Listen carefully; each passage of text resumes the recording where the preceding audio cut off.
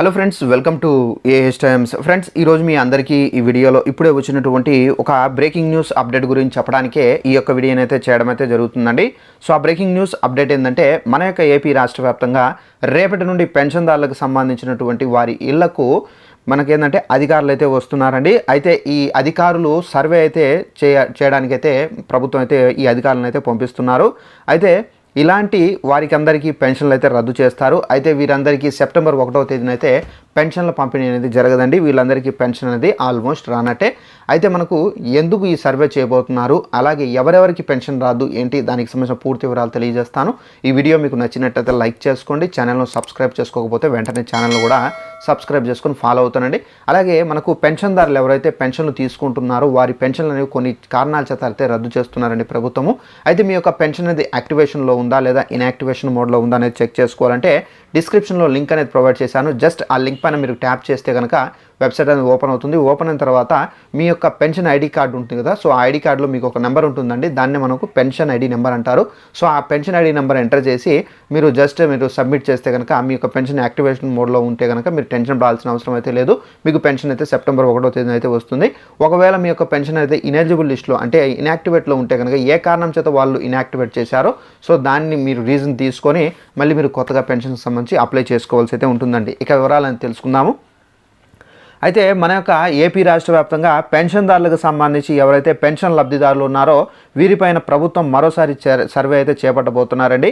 అయితే ప్రతి ఒక్క పెన్షన్దారి ఇళ్లకు వెళ్ళి అధికారులు ఇవైతే అడిగి సర్వే అయితే చేస్తున్నారు.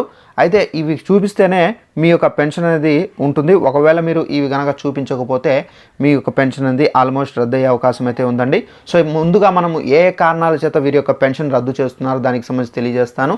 మనకేంటంటే రీసెంట్గా మనకు గత ప్రభుత్వంలో చాలామంది వాలంటీర్ వ్యవస్థ ఉంది కాబట్టి ఆ వాలంటీర్ వ్యవస్థలో మనకేంటంటే కొంతమంది పెన్షన్దారులు వారికి అర్హత లేనప్పటికీ వాలంటీర్లకు లంచం అనేది ఇచ్చి వారి ద్వారా ఏంటంటే వారికి వికలాంగులు అని చెప్పేసి, చెవిటివారు అని చెప్పేసి, మూగవారు అని చెప్పేసి, కళ్ళు కనిపించడం లేదని చెప్పేసి ఇలా ఏంటంటే సదరం ఫేక్ సర్టిఫికెట్స్ అనేది సృష్టించి పెన్షన్లకు అప్లై చేశారని చెప్పేసి గుర్తించిన ప్రభుత్వము ఇక వారికి పెన్షన్ అనేది తొలగించే దశలో అయితే మనకు స్టార్ట్ చేశారండి. అయితే ఇప్పుడు మనకు పెన్షన్దారులకు సంబంధించి వారి ఇళ్లకు వెళ్ళి సో ఎవరైతే వికలాంగులు ఉంటారో వారికి సంబంధించినటువంటి జెన్యూన్ ఇన్ఫర్మేషన్ జెన్యూన్గా ఉంటే వారికి మాత్రం పెన్షన్ అనేది రద్దు చేయరు. ఎవరైతే జెన్యూన్గా లేకుండా మనకు హ్యాండిక్యాప్డ్స్ లేకపోయినా కానీ వారు సర్టిఫికెట్స్ను ఫేక్గా సృష్టించుకొని అప్లై చేసుకొని ఉంటారో వారికి సంబంధించి పెన్షన్ అనేది రద్దు చేయాలని చెప్పేసి ప్రభుత్వం అయితే టార్గెట్గా అయితే పెట్టుకున్నారు. అయితే వీరందరికీ సంబంధించినటువంటి పెన్షన్ అనేది ఈ విధంగా ఎవరైతే అనర్హత ఉన్నప్పటికీ అర్హులుగా ఉండి పెన్షన్లు తీసుకుంటున్నారో